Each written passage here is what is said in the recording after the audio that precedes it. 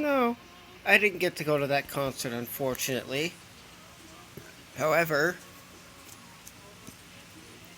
I did come across all these tags after cleaning up after the concert. I heard some of it at least, maybe, depending. I got about 6 of these little buggers. Pretty impressive. Also came one of these. I wrote its capacity and type. That was from one of the Veld Music Festival bracelets that was ironically shredded and sitting next to a rock and a can of pop that it was infested with wasps. I put these in a keychain because, you know, they were put on the cotton or whatever fabric strap.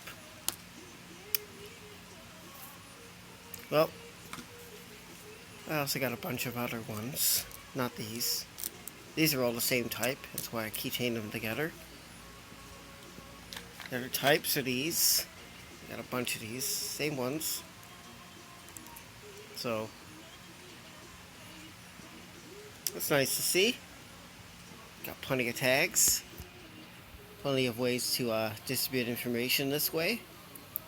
Oh, at the top of a card on the back of a smartphone that's got near-field communication. I wonder, do you have any of these?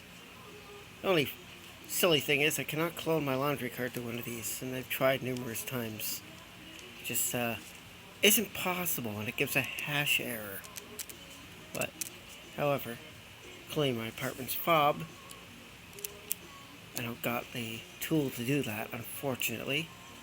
Because that thing is low frequency, and these are all highs. I figured a way to use these hotel key cards. These things. Anyways, I just thought I'd mention that. Cheers. Yes, you also have a hobby like this? Let me know. You can write websites and silly messages in plain text on these. And whenever you tap it on the device, it'll launch the web browser, or it'll show the message. I haven't figured out the text-to-speech thing yet, but that requires another stupid, pointless application. And Android just doesn't have a service for that to make it speak whatever you've written on it, unfortunately. Well, unless you've enabled the accessibility tools. Other than that, thanks for watching. Cheers.